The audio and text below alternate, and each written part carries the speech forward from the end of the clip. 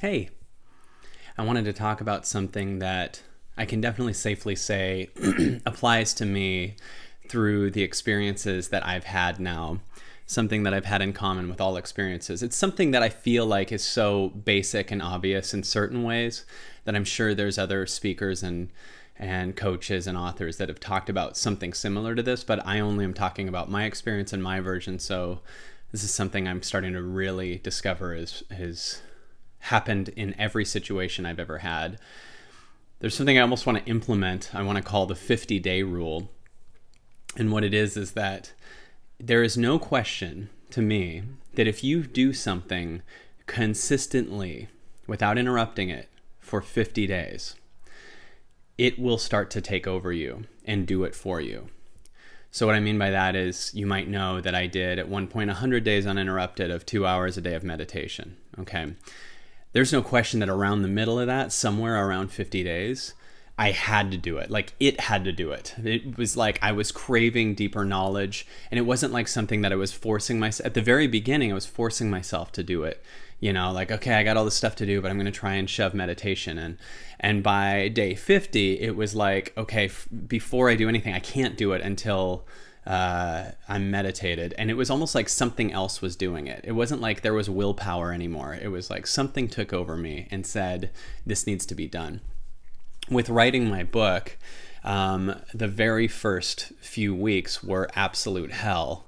In fact, I expressed that in the book for this reason, so that we all understand that suffering on the way, so that eventually it opens up. Well, that happened for me. There was no question that for me, it was around 50 days of writing or so with my buddy Dan, who helped structure it and stuff, that all this stuff opened up, and I just was so effortlessly an author. I mean, it was just so much easier for me to do. And it was just because I kept doing it every day. At one point, I was forced to do it every day. My manager made me commit to turning in 1 chapter a week, so there was just this absolute commitment to doing it.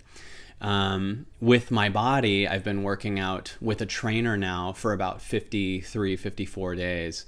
And now my body is dying to do it. In fact, I now do 2 things a day. I usually do a work with a trainer, and then often I go to hot yoga. And my body is needing it, right?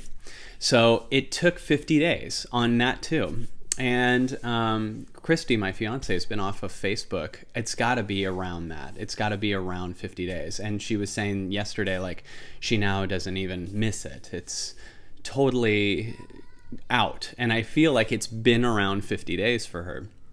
But at first there was that lingering feeling, and it took willpower at first. And that's because before you do something for 50 days, you had done something else for 50 days.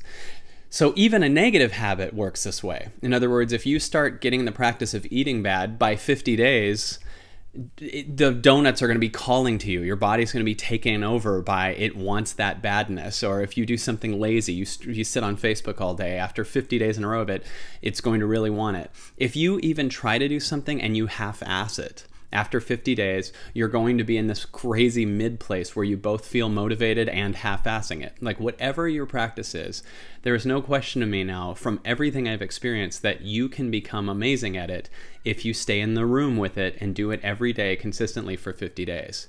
Now, if you start to do something on day 1, then don't do anything day 2 and 3, then you do something day 4, that's not counting as the 50 days, because you're actually still counting whatever you're doing on day 2 and 3.